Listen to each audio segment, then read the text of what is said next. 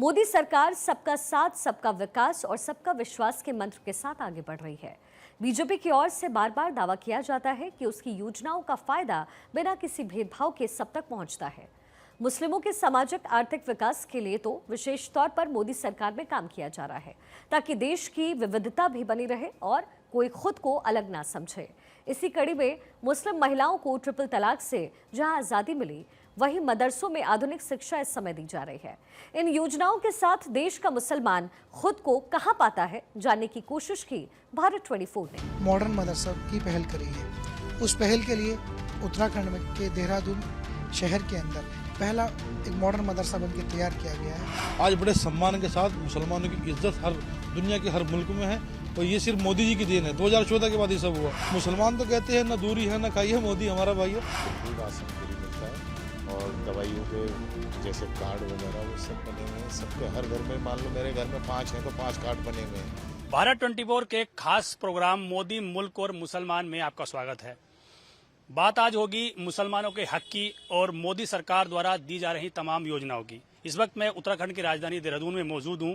मेरे साथ तमाम मुस्लिम लोग मौजूद हैं जो 2014 के बाद जब देश में प्रधानमंत्री नरेंद्र मोदी ने प्रधानमंत्री पद की शपथ ली और उसके बाद किस तरह के अमूलचूल बदलाव हुए, खासकर हम अगर मुस्लिम कम्युनिटी की बात करें तो किस तरह से योजनाओं का उन्हें लाभ मिल रहा है। शिक्षा की बात करें, स्वरोजगार की बात करें या हम आवासीय योजनाओं की बात करें, खाद्य योजनाओं की बात करें, जितनी भी योजनाएं भारत सरकार ने चलाई हैं उन तक पहुंच रही हैं नहीं पहुंच रही हैं, ये सब जानने के लिए हम देहरादून में मौजूद हैं और तमाम लोगों से हम जानेंगे कि जो योजनाएं हैं वो किस तरह से उन्हें मिल रही हैं, उनको जो भारत सरकार की योजनाएं हैं उनका लाभ मिल पा रहा है या नहीं मिल पा रहा है। जिस तरह से पहले तमाम चीजें होती थी, कई योजनाएं चलती थी लेकिन लोगों तक नहीं पहुंचती थी। सिर्फ मुसलमानों की ही बात नहीं, हम हर समुदाय की बात करें तो कई योजनाएं नहीं पहुंचती थी। लेकिन अब अगर विशेष रूप से हम मुस्लिम समुदाय की बात करें तो जो केंद्र सरकार ने योजनाएं शुरू की हैं उनका लाभ किस तरह से मिल रहा है, ये जानने के लिए हम आए हैं। हमारे साथ पहले सादाब शम्स जी हैं। शम्स जी, आप बताइए, 2014 में जब प्रधानमंत्री नरेंद्र मोदी बने तो कई तरह की सवाल उठे, कई तरह की बातें खड़ी हुई कि देश को बांटा जा रहा है, ऐसे हो रहा है। अगर हम यहाँ उन योजनाओं की बात करें जो जन कल्याणकारी योजनाएं हैं, वो अब तक पहुंच रही हैं, उनका लाभ मिल रहा है आपके लोगों को, आप समुदाय के लोगों को? बिल्कुल लाभ मिल रहा है और ये सबको दिख रहा है। आज जो तमाम इंडेक्स हैं देश के, जो पैरामीटर्स होते हैं, उन सब में जो जीवन का स्तर है वो बढ़ा है, भारत का स्तर बढ़ा है। और मैं ये कहता हूं कि ये सरकार अंतिम छोर पर खड़े हुए व्यक्ति की सरकार है। उसको योजनाओं का लाभ नहीं मिलता था, जहां भ्रष्टाचार चरम पे होता था, योजनाओं के अंदर दलालियां होती थी। अब डायरेक्ट किसी को अगर योजना का लाभ मिलता है तो डायरेक्ट बेनिफिट ट्रांसफर उसके जनधन अकाउंट में ट्रांसफर हो जाता है। तो बीच की जो गड़बड़ियां होती थी उसमें लोगों को राहत मिली। हिंदुस्तान को माना जाता था कि जब हिंदुस्तान लोग आते थे कहते गंदगी है हिंदुस्तान में, कोई कहीं पॉटी पड़ी है, कोई कहीं शौच कर रहा है, कोई कहीं खड़ा हुआ पेशाब कर रहा है, कहीं पन्नियां बिखरी पड़ी हैं। देश के यशस्वी प्रधानमंत्री माननीय मोदी जी ने खुद झाड़ू उठाई और देश के अंदर एक माहौल बनाया कि देश में गंदगी नहीं होनी चाहिए। लोगों के अंदर एक अपील की लोगों से और जागरूकता लोगों तक पहुंचाई कि ये हमारा देश है, हमारा घर है, हमें साफ करना है। और आप देखिए कि तब से लेके अब तक एक सफाई अभियान ऐसा चला कि अब हर घर को शौचालय मिला, लोग खुले में शौच पूरी तरह से मुक्त हो गया है। अब लोग बाग गंदगी फैलाते हुए उसे शर्मिंदगी महसूस करते हैं, चलते हुए कागज नहीं फेंकते हैं और वो अपने घर का इस मातृभूमि को वो अपने घर की तरह देखते हैं कि नहीं, गंदा नहीं करना है, सार्वजनिक स्थानों को भी गंदा नहीं करना। तो एक पॉजिटिविटी आई है। योजनाओं का लाभ बहुत तेजी से लोगों को मिला। अच्छा इंफ्रास्ट्रक्चर बना है, बड़े बड़े रोड्स अब आ गए हैं। नहीं तो हम लोग जब दिल्ली जाते थे देहरादून से तो हमें 6-7 घंटे लगते थे, 8 घंटे लगते थे पहुंचने में, रोड्स खराब थे। अब 4 घंटे में पहुंच जाते हैं और आने वाले वक्त में तो हम 2 से ढाई घंटे में पहुंच जाएंगे। फिर डर लगा रहता था, लॉ एंड ऑर्डर की सिचुएशन इतनी खराब थी। जब दिल्ली से देहरादून आते थे तो लोग कहते थे, माँ होती थी साथ में, फैमिली होती थी, अपनी ज्वेलरी छुपा लो, रास्ते में मेरठ मुजफ्फरनगर पड़ेगा, लूट हो जाएगी, ऐसा डर का वातावरण रहता था और सब डरते थे। हिंदू हो मुसलमान हो, सबको एक खौफ का माहौल रहता विशेष है। रूप से बच्चों के एजुकेशन की बात करें, जो एजुकेशन का स्तर बढ़ा है, तो क्या ये मुस्लिम समुदाय के जो बच्चे हैं उनमें भी एजुकेशन का स्तर आपको लग रहा है कि बढ़ रहा है? बिल्कुल बढ़ा है। मुसलमान अब आज उस राजनीति से ऊपर निकल के बाहर आया है और अपने बच्चों को पढ़ा रहा है। और मैं तो ये कहूंगा कि अब तो हमारे यहाँ उत्तराखंड के अंदर जो मदरसा बोर्ड को भी समाप्त कर दिया गया और ये कहा गया कि हर बच्चे को शिक्षा का अधिकार मिलना चाहिए। यानी कि मदरसों के अंदर अब सेकंड हाफ में कुरान का दर्स दिया जाएगा। अब मेरे बच्चे फर्स्ट हाफ में उत्तराखंड बोर्ड का सिलेबस पढ़ेंगे, यानी कि वो हाफिज कुरान के साथ साथ डॉक्टर, इंजीनियर, फिलोसोफर बनकर डॉक्टर एपीजे अब्दुल कलाम के रास्ते, यानी कि उनका जो लेवल है एजुकेशन का लेवल, उसको बढ़ाया जा रहा है और उनकी आर्थिकी को मजबूत करने के लिए उनको बेहतर रोजगार से स्किल्ड किया जा रहा है। तो मैं ये कहता हूं कि चारों तरफ जिस तरह से खुशहाल देश होता है उस दिशा में हम आगे बढ़ रहे हैं। मैं ये मानता हूं कि आज जो हालात पहले थे उससे हम बहुत बेहतर हुए हैं, जिसे हम विकास कहते हैं। विकास क्या है? विकास कहते हैं जो कल था आज उससे बेहतर है कि नहीं है। जो अगर आज उससे बेहतर है तो आज आप विकास के आयाम से आप विकास की बेहतर लाइन पे आगे बढ़ रहे हैं। और मैं ये कह सकता हूं कि विकास की अगर इस दृष्टि को हम समझें तो हिंदुस्तान ने बहुत बड़ी छलांग, और देवभूमि उत्तराखंड में मैं बैठा हूं, देवभूमि उत्तराखंड ने बहुत बड़ी छलांग देश के साथ साथ विकास की लाइनों पे लगाई है। आने वाला वक्त और बेहतर होगा, ऐसा मेरा मानना है। अच्छा, और भी कुछ लोग हमारे साथ हैं। आप क्या करते हैं? आप क्या मैं टीचर हूँ सर, स्कूल में पढ़ा। टीचर आप हैं, बच्चों को एजुकेशन देते हैं, तो किस तरह के बदलाव आपको नजर आ रहे हैं? एजुकेशन स्तर की बात करें तो क्या बच्चे खुद सीख रहे हैं चीजें, बदलाव आ रहा है? पहले एक सवाल खड़े होते थे कि मुस्लिम बच्चे सिर्फ उर्दू सीखते हैं, सिर्फ अरबी भाषा सीखते हैं, अब क्या इन चीजों में बदलाव आया?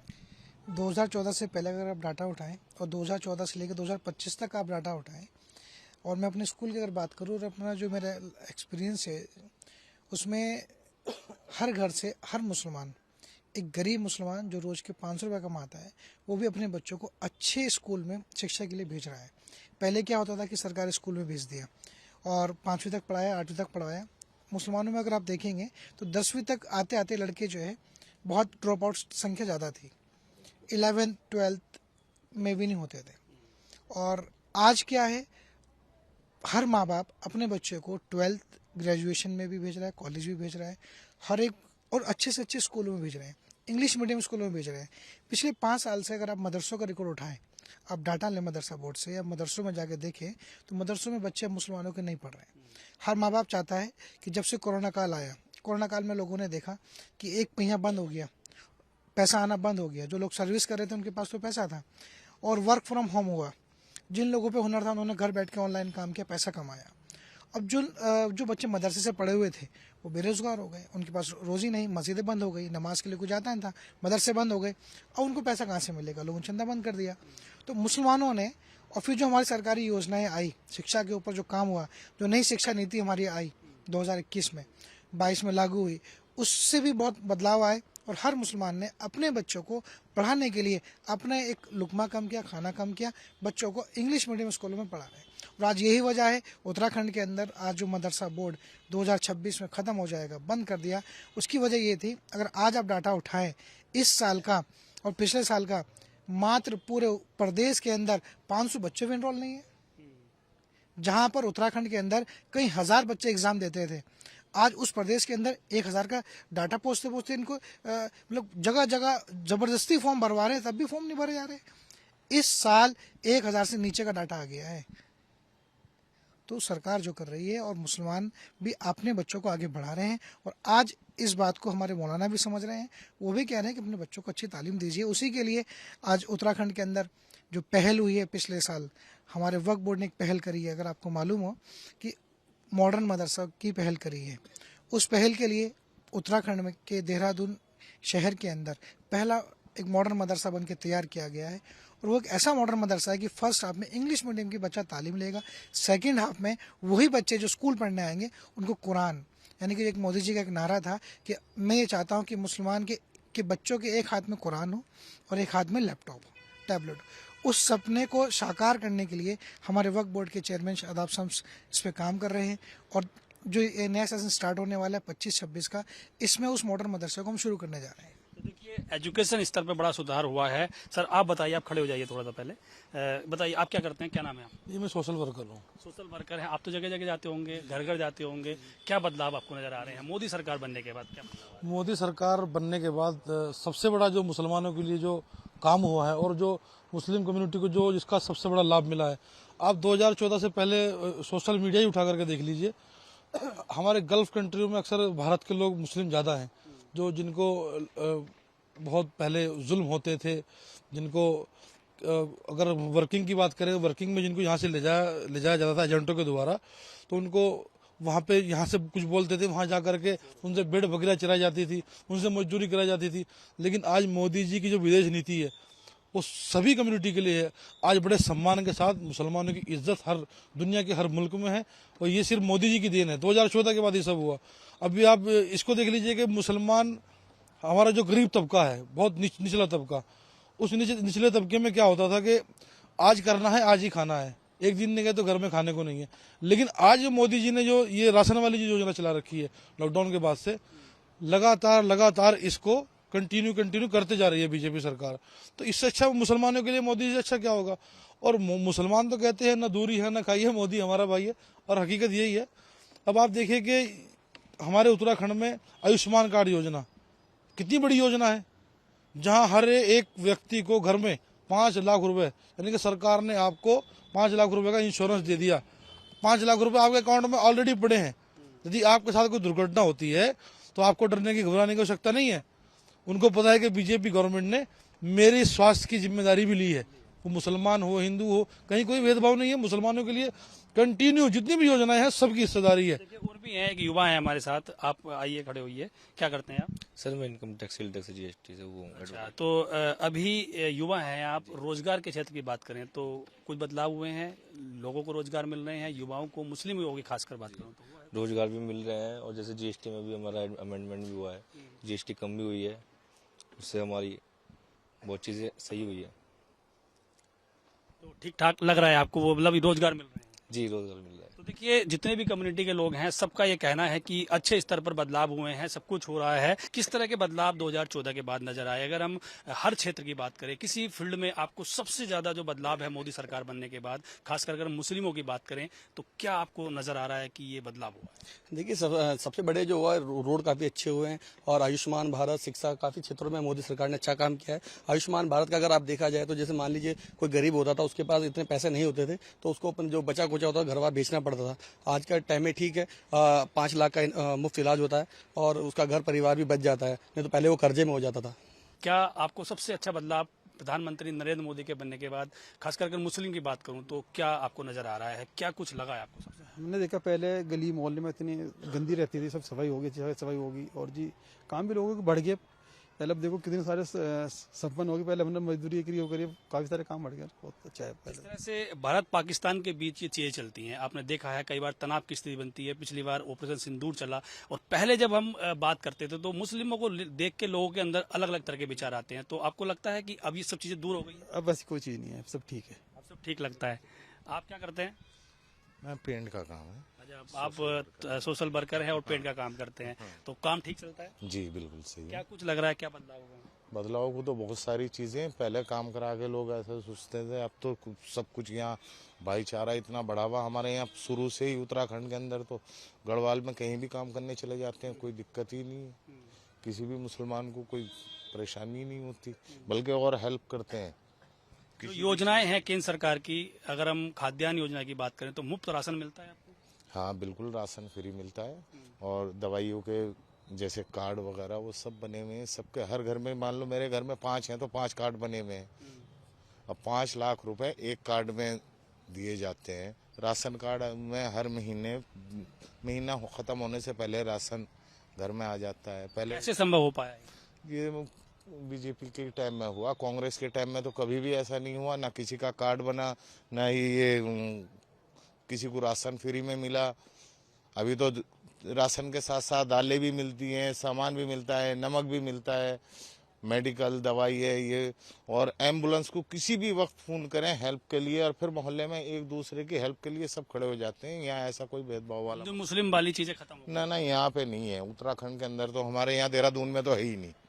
देहरादून में क्या, किसी भी पहाड़ के किसी कोने में भी हमने काम करे हुए हैं, हम भी रहे, किसी की तबीयत भी खराब हुई, कभी किसी भी वक्त फोन करा, वो लोग भी खड़े हो जाते हैं साथ में कि हमारा साथ में ये मुसलमान भी हैं भाई है और इनकी हेल्प करनी है, हॉस्पिटल में ले जाके एडमिट कराते हैं। कार्ड हमारे पास होता है, पहले कोई कार्ड नहीं था, आदमी जेब टटोलते थे, अब तो कुछ भी ऐसा नहीं है। किस तरह से आपको लग रहा है कि अगर हम स्वरोजगार की बात करें, जैसे आपका अपना काम है, आप अपना काम करते हैं, तो क्या अब कुछ चीजें बदली हैं पहले से प्रधानमंत्री नरेंद्र मोदी? जी बहुत बदली है। पहले कांग्रेस की सरकार थी तो 2.5 लाख रुपए का आयुष्मान कार्ड उन्होंने बनाया था, वो हमने कभी लगाया तो वो कभी अस्पताल में कभी अमाउंट ही नहीं आता था उसमें। जब से 2014 से सरकार आई, भाजपा सरकार, मोदी सरकार की, तो जब से 5 लाख रुपए का लाभ मिल रहा है सब मुस्लिम। हेल्थ लाभ मिल गया। जी हाँ, सब, ये नहीं है खाली हिंदू, सब मुस्लिम को भी है। क्या आपको लगता है कि जो बदलाव हुए हैं प्रधानमंत्री मोदी के बनने के बाद, उन चीजों का, उन योजनाओं का अब तक लाभ पहुंच रहा है? जी, सब लाभ पहुंच रहा है और जब से मोदी सरकार आई है काफ़ी कुछ चेंज हुआ है। इस तरह का बदलाव आपको चेंज लग रहा है क्या? जैसे एक तुम्हारा आयुष्मान कार्ड का है और जैसे राशन है, सड़कें हैं, चौड़ीकरण है, जैसे जिस तरीके से पुल निर्माण चल रहे हैं देहरादून और भी जगहों पर, ये सब चीज़ें। कई चीजें पहले आपने देखा होगा, जैसे कहीं कुछ घटना घटती थी या कहीं आतंकवादी घटना घटती थी तो सबसे पहले फोकस जाता था कि मुस्लिमों में ऐसा होना है। तो क्या आपको लग रहा है कि अब ये सब चीजें खत्म हुई हैं? हाँ, काफ़ी हद तक ये चीज़ बंद हुई है। किस तरह से चीजें आपको नजर आ रही हैं? क्योंकि पहले कई तरह के सवाल खड़े होते थे, जब प्रधानमंत्री बने तो एक देश को बांटने की बात चली कि मुस्लिम इधर हैं, हिंदू इधर हैं, ऐसा आपको लगता है? नहीं, ऐसा कुछ नहीं है, ये तो अफवाहें होती हैं। काफ़ी सुधार हुआ है। स्कूलों में भी पहले देखा होगा आपने, सत्तू बंटता था, अब तो खाना भी खिलाया जाता है, बैग वगैरह मिलते हैं, जूते मिलती हैं, सरकारी स्कूल में ड्रेस मिलती है। और जिस रास्ते पे चलते थे, मतलब ये रोड है, हरिद्वार वाला रोड लगा लो, 5 घंटे लगते थे, अब आदमी 2.5 घंटे में पहुंच जाता है।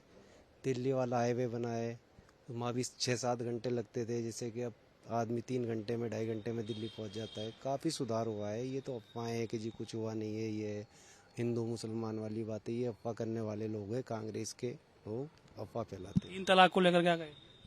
3 तलाक का भी मसला जो है, जैसे औरतों पर अत्याचार होता था, गलत है, तो वो भी सही है। अगर जो मतलब आदमी को डर तो रहेगा कि हाँ भाई अगर जो मैं तलाक दूंगा तो कार्रवाई होगी, उसमें भी कुछ ऐसा है नहीं। बाकी ये भी अफवाह करने वाली बात है, उसमें भी महिलाओं के लिए थोड़ा वो हुआ है। देखिए, तमाम मुस्लिम समुदाय के लोगों से हमारी बातचीत हुई है। प्रधानमंत्री नरेंद्र मोदी की तमाम योजनाओं का जो लाभ है वो उन तक पहुंच रहा है। खासकर हम एजुकेशन की बात करें, कनेक्टिविटी की बात करें, या हम जो उनका स्तर था, जो पहले तमाम तरह के सवाल खड़े होते थे स्तर को लेकर, उसके स्तर की बात करें तो वो भी एक तरह से डेवलप हो रहा है। कुल मिलाकर कह सकते हैं कि 2014 के बाद जब प्रधानमंत्री नरेंद्र मोदी की देश में सरकार बनी, जो भी योजनाएं उन्होंने, खासकर अगर हम मुस्लिम कम्युनिटी की बात करें, उनके लिए संचालित की, तो वो धड़ल्ले से उन तक पहुंच रही है और किसी भी तरह का इन योजना में भ्रष्टाचार नहीं हो रहा है। ये उन लोगों का कहना है जिनको इन योजनाओं का लाभ मिल रहा है। देहरादून से अपने सहयोगी रिंकू सिंह के साथ पंकज राणा, 1224।